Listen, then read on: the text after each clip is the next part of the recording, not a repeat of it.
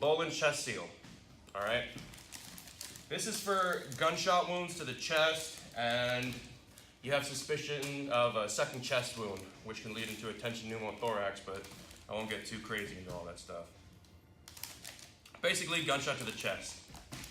Now, you come up on, let's say this is my partner. You come up on your partner.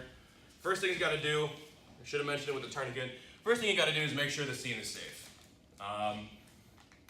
One of the acronyms I use in the military is PMARCH-P, which is patient and personal safety, which is the very first letter, and then I go into a casualty assessment. But patient and personal safety is always number one. I don't want to be running in to help somebody if I just took fire from the right or the left. If my partner got shot, doesn't know where the guy is, I'm not just gonna sit here and work. The guy might come up right behind me. I'm gonna ensure the scene is safe before I proceed. And if your military. If your partner, whoever you're working on or helping, if they are alive, conscious, they can respond. Tell them, hey, did you see where he went? Hey, can you draw your weapon and, cover my back? I'm gonna come to you. Can you crawl somewhere else? Can you crawl to me? Try feeding them vocal commands, especially if they're alert, hey, I'm over here, hey, I'm over here. Now, obviously, if they're passed out, see if they wake up, hey, buddy, hey, can you hear me? Don't shoot. Again, situation will dictate. But you come up on somebody, let's say the scene is safe, you got 6 more officers forming a perimeter, you're good, you can work on this guy. He's got shot right here. First thing you want to do, obviously, pressure. You want to stop the bleeding. Now, the Boland chest seal, take it out of your thick packet. One thing it has, besides sticky residue right now, has this. You want to clean away the wound, all right? Not trying to get too much into it, but a tension pneumothorax is when air goes into the pleural system. That's the space in between the lungs and the body, and it basically pushes and collapses your lung. Hemopneumothorax is the same thing, except with blood and air. Right, I won't get too much into it.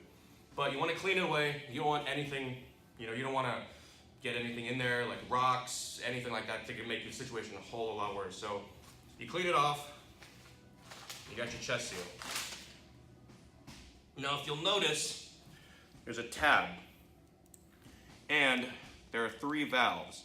These valves are designed to let air out, not let air back in. So, like I said, sucking chest wound, basically it'll get all that air out while not letting anything come back in. So, you open it up. Obviously, sticky side down. Now, you want to make sure that, obviously, the valves are right over the wound. So, don't just, oh yeah, he's good. You literally want to kind of carefully put it on.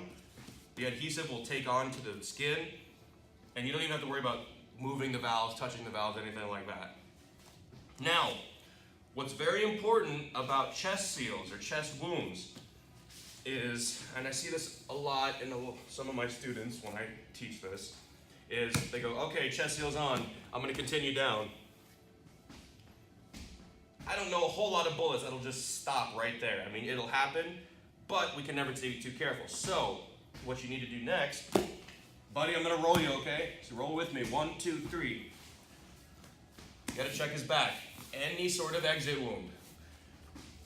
Bullets can go in. They might not go out, but they can. So, if there's an exit wound, hey, I got another one right here. Same thing. You want to clean it off. If you want to use this again, you can. If you improvise, do something.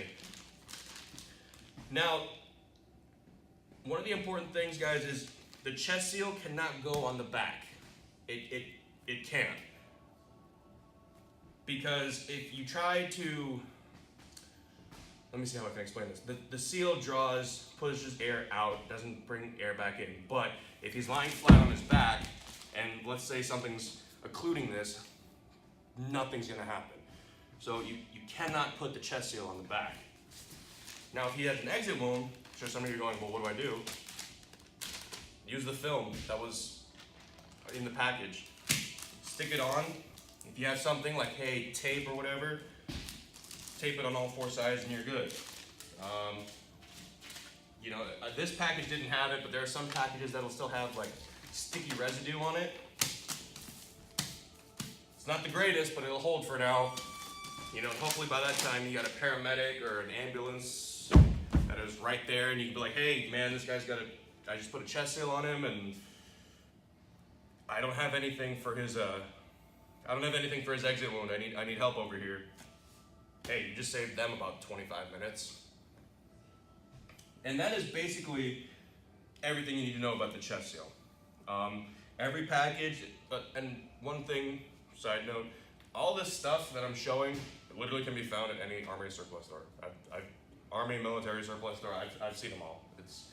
So if there's someone watching that's like, hey, you know, I want to carry some of that stuff, go down to a military surplus store and see what you find, because a lot of people just go, hey, I don't want this anymore. But let me go take this off real quick.